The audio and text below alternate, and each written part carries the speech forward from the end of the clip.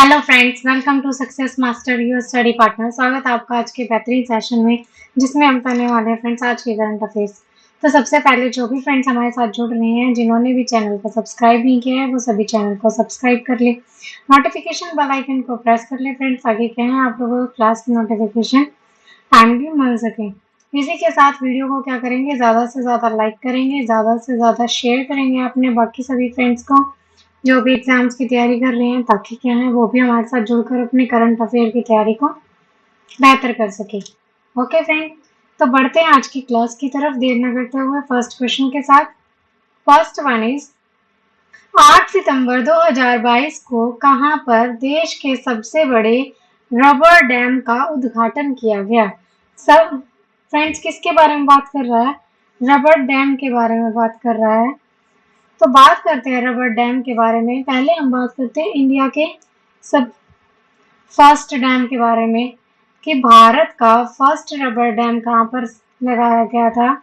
तो ये बनाया गया था फ्रेंड्स आंध्र प्रदेश में। कहाँ पर बनाया गया था? आंध्र प्रदेश में बनाया गया था। आंध्र प्रदेश में भी कौन सी नदी के? झांझावती नदी है। कौन सी?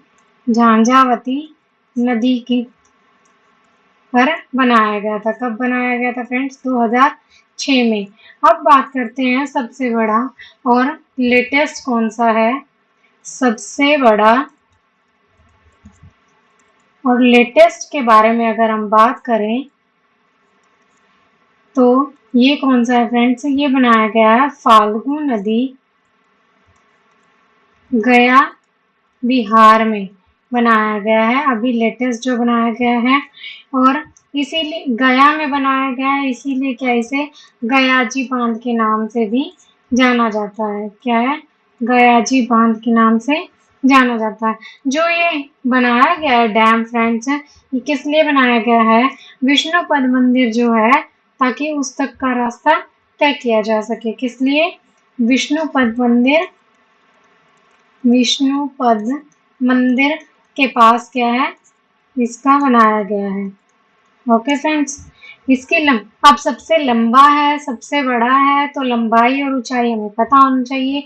इसीलिए लंबाई के बारे में बात करें तो इसकी लंबाई है 411 मीटर, और ऊंचाई के बारे में अगर हम बात करें तो इसकी ऊंचाई है फ्रेंड्स 3 मीटर। यस फ्रेंड, यही पूछा गया था कि 8 सितंबर 2022 को कहां पर देश के सबसे बड़े रबर डैम का उद्घाटन किया गया। तो इसका आंसर रहेगा गया बिहार। Option is correct. इधर आप देख सकते हैं ये न्यूज, गया पौराणिक जगह है, इस पूरे इलाके को गयाजी कहते हैं। इसीलिए फल्गु नदी में बने देश के सबसे बड़े रबर डैम का नाम गयाजी डैम रखा गया है। साथ ही श्रद्धालुओं के लिए सीताकुंड जाने हेतु निर्मित फुट ओवर ब्रिज का नाम माँ सीता पुल और पहुंच पथ का नाम माँ सीता पथ रखा गया है। यस फ्रेंड, गयाजी डैम रखा गया है इसका नाम। ये मैंने आपको बता दिया है। कौन सी नदी पर बना है? फल्गु नदी पर बना है। तो आंसर रहेगा गया बिहार। Option is correct. इसी के साथ बढ़ते हैं नेक्स्ट क्वेश्चन की तरफ। नेक्स्ट वन इज ब्रिटेन की सबसे लंबे समय तक राज करने वाली महारानी कौन है, जिसका 8 सितंबर 2022 को निधन हो गया है? फ्रेंड्स चलिए बात करते हैं एलिजाबेथ सेकंड के बारे में। ये कौन थी? ब्रिटेन की महारानी थी एलिजाबेथ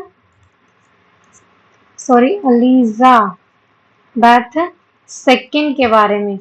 जो सेकंड थी फ्रेंड्स, इनके जन्म की बात करें, एलिजाबेथ सेकंड का जन्म कहाँ पर हुआ था? इनका जन्म हुआ था लंदन में।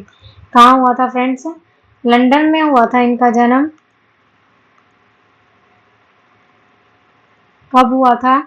जब हमारा देश आज़ाद भी नहीं हुआ था, जब इनका जन्म हुआ था। जन्म की बात करें तो कब इनका जन्म हुआ फ्रेंड्स? 1926। कहाँ पर हुआ? लंदन में इनका जन्म हुआ। और फ्रेंड्स किंग जॉर्ज 6 जो थे, इनके निधन के बाद आफ्टर हिज डेथ क्या है, इन्होंने क्या है राजगद्दी संभाली थी। जब ये कितने साल की थी? 25 साल की आयु में क्या किया था इन्होंने? ये महारानी बनी थी। यस फ्रेंड, और अब 96 साल की आयु में क्या हुआ है फ्रेंड्स, इनका निधन हो गया है।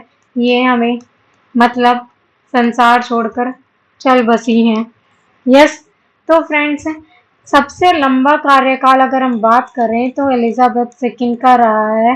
75 साल इन्होंने क्या है एक राजगद्दी पर राज किया है। सबसे लंबा कार्यकाल रहा है।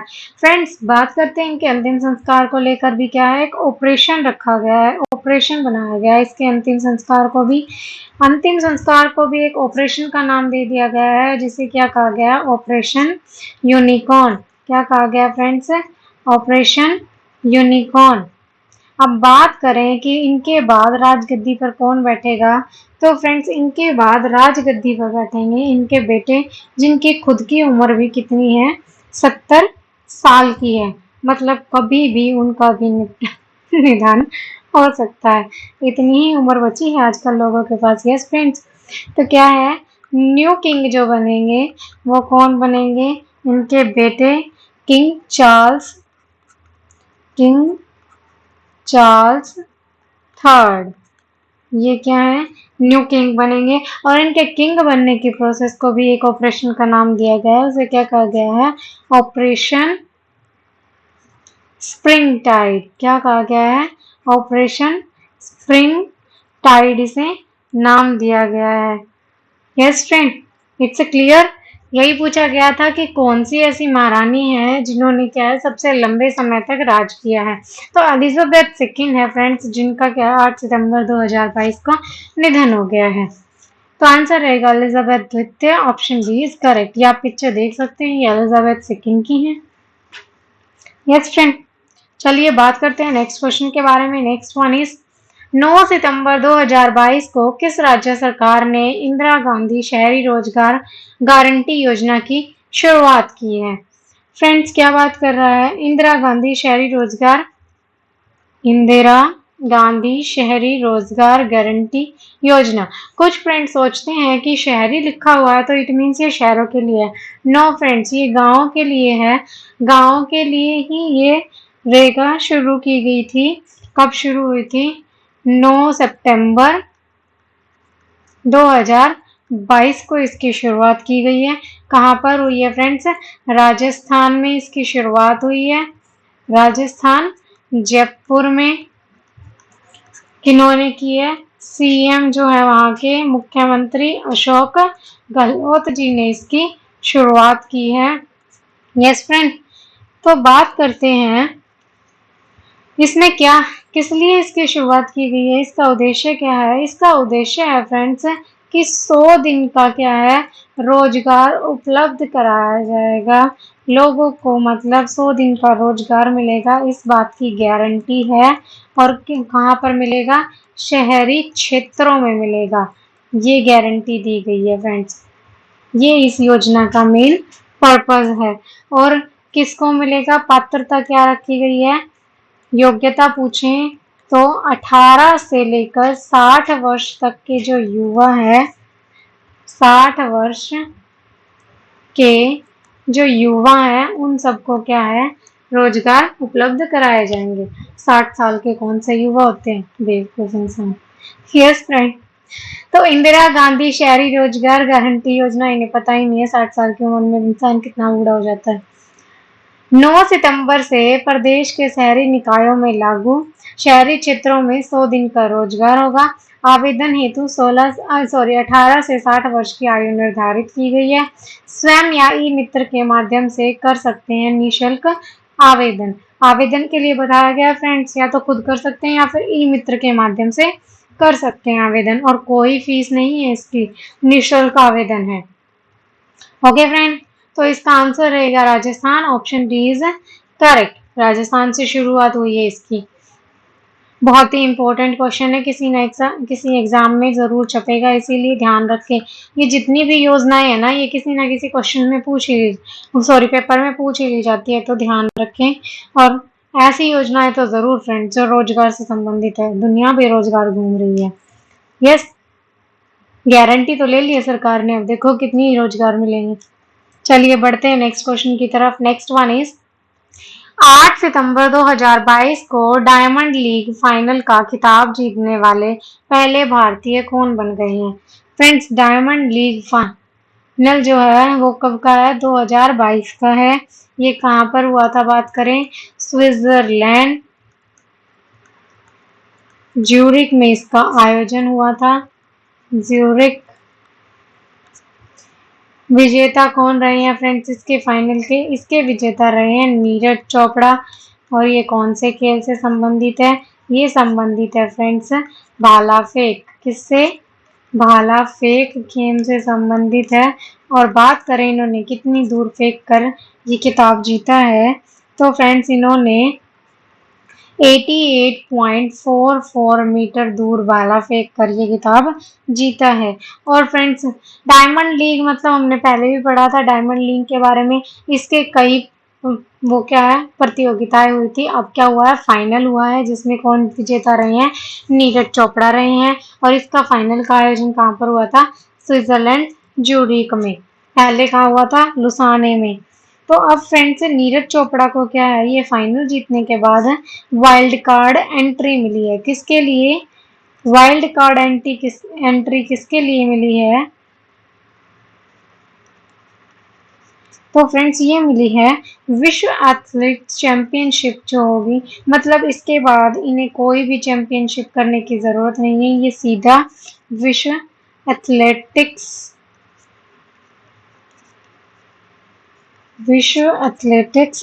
चैंपियनशिप जो है इसमें पार्टिसिपेट कर सकते हैं 2023 में जो होगी। और ये होगी बुडापेस्ट में आयोजित की जाएंगी।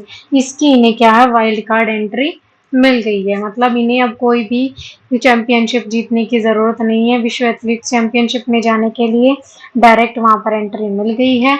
ये इनका बहुत बड़ी अचीवमेंट है।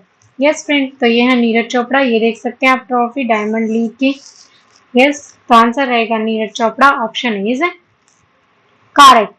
बढ़ते हैं नेक्स्ट क्वेश्चन की तरफ। नेक्स्ट वन इज 9 सितंबर 2022 को गृह मंत्री अमित शाह ने कहां से फिट इंडिया फ्रीडम मोटो राइड को हरी झंडी दिखाकर रवाना किया है? चलिए फ्रेंड्स, किसके बारे में बात कर रहा है? Fit India freedom motor ride के बारे में बात कर रहा है। ये कब शुरू हुई है? 9 सितंबर 2022 को। कहाँ से शुरू हुई है फ्रेंड्स? Major Dhyanchand stadium. अब हमें पता होना चाहिए मेजर ध्यानचंद स्टेडियम कहाँ पर है। ये है फ्रेंड्स न्यू दिल्ली में, नई दिल्ली में। कहाँ पर है? नई दिल्ली में है मेजर ध्यानचंद स्टेडियम। यहाँ से इसकी शुरुआत हुई है।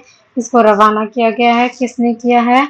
अमित शाह ने किया है, जो क्या है हमारे देश के होम मिनिस्टर हैं, गृह मंत्री है। इन्होंने किया है इसे रवाना। यस फ्रेंड, अब फिट इंडिया फ्रीडम जो मोटो राइड है ये किस लिए हुआ है? जो फिट इंडिया मूवमेंट चल रहा है फ्रेंड्स, फिट इंडिया मूवमेंट, उसको बढ़ावा देने के लिए इसको शुरू किया गया है। और दूसरा है आज़ादी का अमृत महोत्सव चल रहा है, तो इसमें क्या किया गया है? 75 ही बाइकर्स होंगे और 75 ही प्लेसेस होंगे, स्थान होंगे। क्यों? क्योंकि फ्रेंड्स आप समझ सकते हैं आज़ादी का अमृत महोत्सव चल रहा है। कौन सी वर्षगांठ है? 75वीं वर्षगांठ है। अब बात करें फ्रेंड्स कि जो फिट इंडिया मूवमेंट है ये कब शुरू हुआ था और आज़ादी का अमृत महोत्सव कब शुरू हुआ था? तो फिट इंडिया मूवमेंट शुरू हुआ था, इसका स्टार्टिंग हुई थी फ्रेंड्स 29 अगस्त 2019 में शुरू हुई थी। इसी को बढ़ावा देने के लिए अभी क्या किया गया है? फिट इंडिया फ्रीडम मोटो राइड शुरू हुई है। 75 बाइक्स 75 स्थान, क्योंकि आज़ादी का अमृत महोत्सव है, 75वीं वर्षगांठ है। याद रखना फ्रेंड्स 75वीं वर्षगांठ है, लेकिन कौन सा स्वतंत्रता दिवस है? 76वां। ये कब शुरू हुआ था आज़ादी का अमृत महोत्सव? ये स्टार्ट हुआ था जब दांडी मार्च यात्रा शुरू होती है 2 मार्च को 2021 में इसकी स्टार्टिंग हुई थी। यस फ्रेंड, ये देख सकते हैं freedom rider bikers release flag off event 9 सितंबर 2022। तो आंसर रहेगा New Delhi, option D is correct. बढ़ते हैं नेक्स्ट क्वेश्चन की तरफ। नेक्स्ट वन इज सितंबर 2022 में किस देश के वोल्कर तुर्क को संयुक्त राष्ट्र मानवाधिकार परिषद का उच्चायुक्त नियुक्त किया गया है?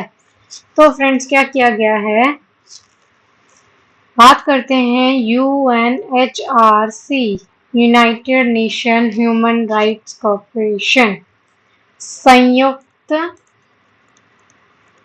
राष्ट्र मानवाधिकार परिषद। इसके बारे में बात करें तो फ्रेंड्स क्या हुआ है, सबसे पहले तो इसकी स्थापना के बारे में बात करते हैं। इसकी स्थापना कब हुई थी? 2006 में हुई थी। इसके हेडक्वार्टर के बारे में बात करें तो जिनेवा, स्विट्जरलैंड में इसका हेडक्वार्टर है फ्रेंड्स। जिनेवा में और भी बहुत सारे हेडक्वार्टर है, कौन कौन से हैं फ्रेंड्स? WTO का हेडक्वार्टर यहाँ पर है, WHO का हेडक्वार्टर भी यहाँ पर है और ILO का हेडक्वार्टर भी यहाँ पर है। ये 4 चीजों का हेडक्वार्टर कहाँ पर है? जिनेवा, स्विट्जरलैंड में है। अब क्या हुआ है फ्रेंड्स, संयुक्त राष्ट्र मानवाधिकार परिषद है, इसके उच्चायुक्त नियुक्त किया गया है। किसे नियुक्त किया गया है? ये नियुक्त किया गया है वोल्कर तुर्क को। ये कहाँ के रहने वाले हैं फ्रेंड्स? ये हैं ऑस्ट्रिया के। कहाँ के हैं? ऑस्ट्रिया के रहने वाले हैं। और किसके द्वारा इन्हें नियुक्त किया गया है? एंटोनिया गुटरेस जो है उसके द्वारा इसे नियुक्त किया गया है। एंटोनिया गुटरेस, ये कौन है फ्रेंड्स? ये UNO की महासचिव हैं। और किस लिए इन्हें नियुक्त किया गया है फ्रेंड्स? जो शरणार्थी समस्या है उन सब समस्याओं को सुलझाने के लिए। उच्चायुक्त क्या करता है? शरणार्थी समस्याओं को सुलझाने के लिए इन्हें क्या किया गया है? उच्चायुक्त नियुक्त किया गया है। यस फ्रेंड, तो ये कहाँ के रहने वाले हैं? ऑस्ट्रिया के रहने वाले हैं। ये आप देख सकते हैं United Nation human right council, ये हैं वोल्कर तुर्क जो ऑस्ट्रिया के हैं। Option C is correct. Okay friend, answer रहेगा Austria, option C is correct. बढ़ते हैं नेक्स्ट क्वेश्चन की तरफ। नेक्स्ट वन इज हाल ही में किस देश के की प्रधानमंत्री ने नई दिल्ली में बंगबंधु शेख मुजीबुर रहमान छात्रवृत्ति प्रदान की है? फ्रेंड्स बात करते हैं चलिए शेख मुजीबुर रहमान के बारे में। शेख मुजीबुर रहमान, इन्हें क्या है फ्रेंड्स? बंगबंधु भी कहा जाता था। क्या कहा जाता था? बंगबंधु भी कहा जाता था। और ये क्या है, कौन है? ये हैं बांग्लादेश के संस्थापक। कौन है? बांग्लादेश के संस्थापक हैं। और फ्रेंड्स इन्हीं की बेटी हैं, कौन है? शेख हसीना, जो क्या है? बांग्लादेश की PM है। शेख हसीना कौन है? PM है, प्राइम मिनिस्टर है, प्रधानमंत्री है। कहाँ की फ्रेंड्स? बांग्लादेश की। और इन्होंने क्या किया है फ्रेंड्स? शेख हसीना ने नई दिल्ली में क्या किया है? बंगबंधु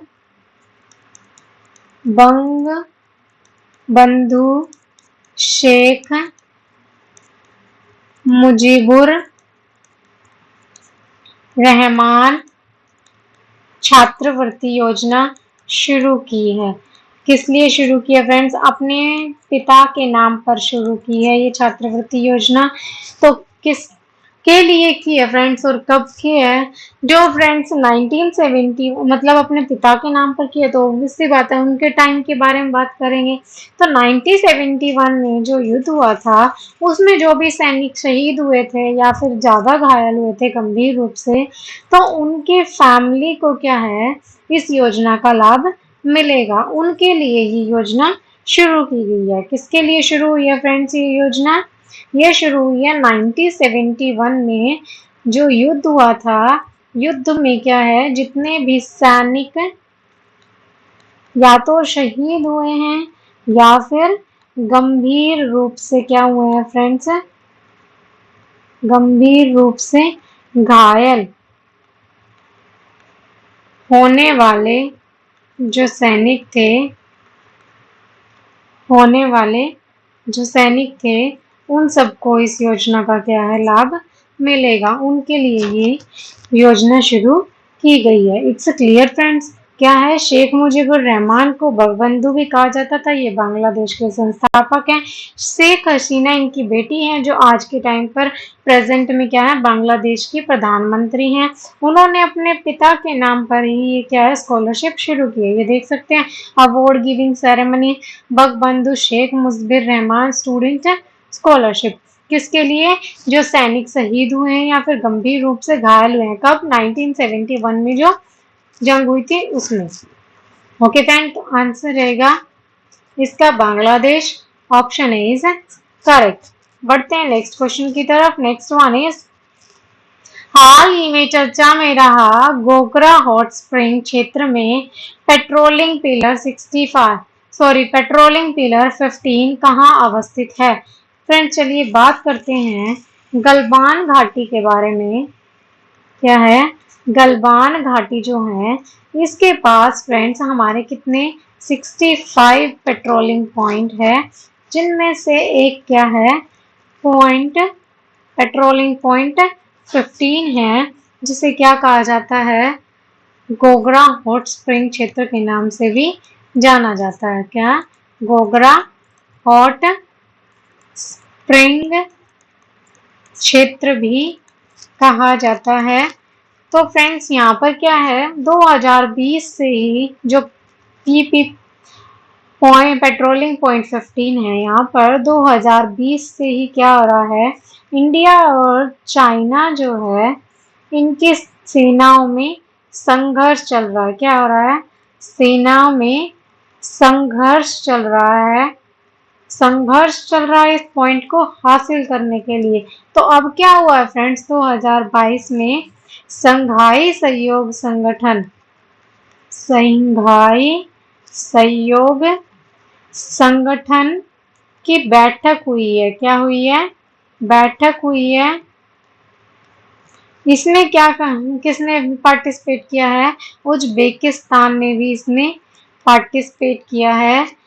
तो फ्रेंड्स इस बैठक में क्या कहा गया है कि चीन ने अपनी सेना को पीछे हटाना शुरू कर दिया है। मतलब अब उन्हें समझ में आ गया है कि उन्हें ये पॉइंट हासिल नहीं हो सकता, इसीलिए क्या है अपनी सेना को पीछे हटाना शुरू कर दिया है।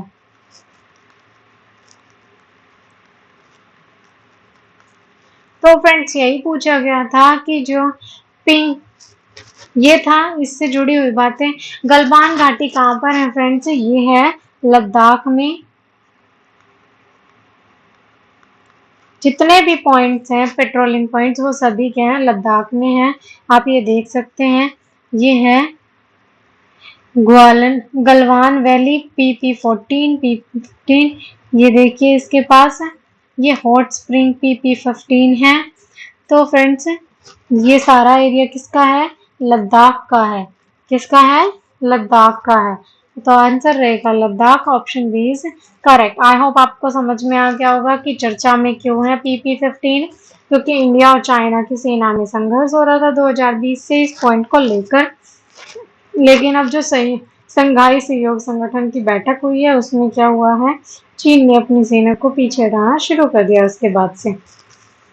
ओके फ्रेंड, बढ़े नेक्स्ट क्वेश्चन की तरफ। नेक्स्ट वन इज 8 सितंबर 2022 को केंद्रीय सड़क परिवहन और राजमार्ग मंत्री नितिन गडकरी ने कहां पर 2 दिवसीय राष्ट्रीय सम्मेलन मंथन का उद्घाटन किया है?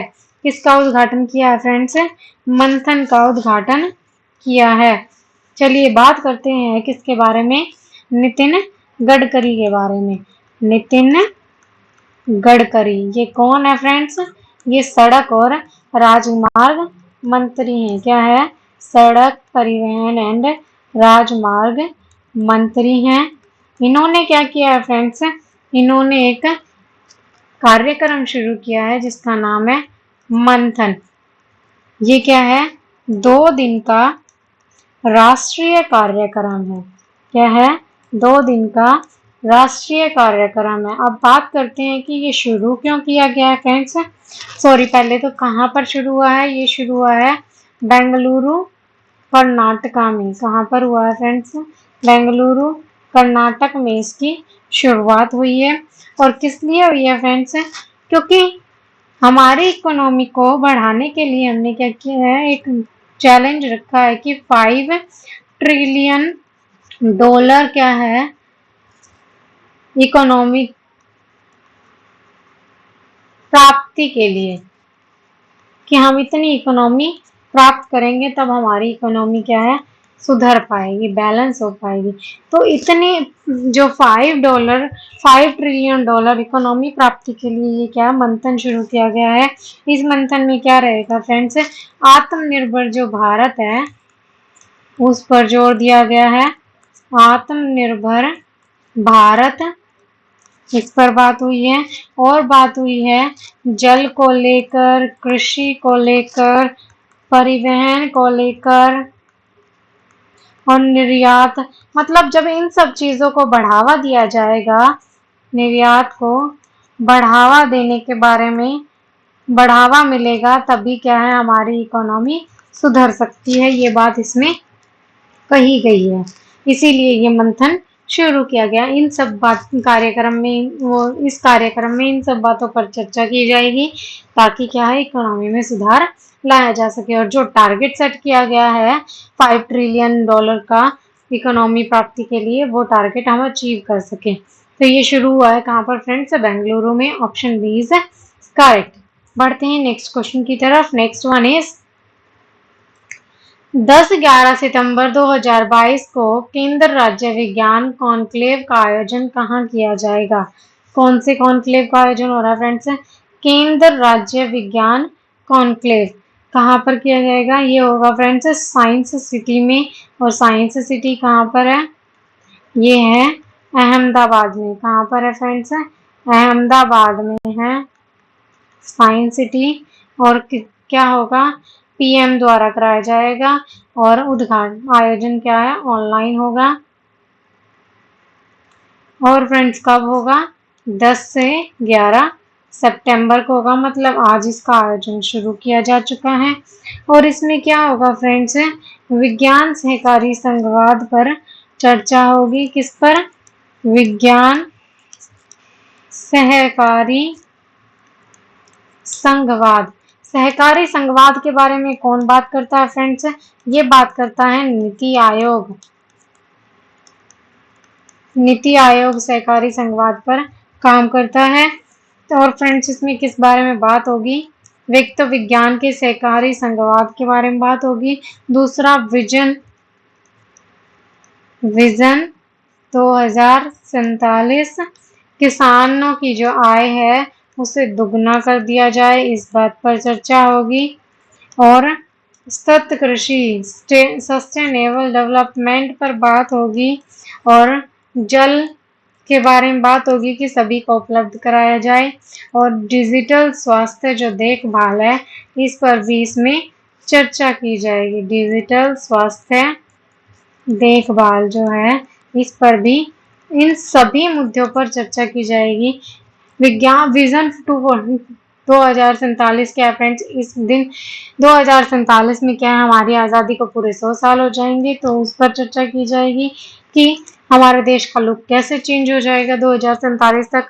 किसानों की आय दोगुनी कर दी जाए, इस बारे में चर्चा की जाएगी। सस्टेनेबल डेवलपमेंट के लिए गोल अचीव करने के लिए रखा गया है 2025 से 2030 तक का टाइम, तो उनके बारे में चर्चा होगी कि वो कितने अचीव हो चुके हैं और कितने बाकी हैं। जल में बात करें तो हर घर जल की जो योजना है उस पर चर्चा की जाएगी, सभी को जल उपलब्ध हो इस बारे में, और डिजिटल स्वास्थ्य देखभाल के बारे में बात की जाएगी। तो फ्रेंड्स ये शुरू हो रहा है कहाँ पर, अहमदाबाद में, ऑप्शन इज करेक्ट।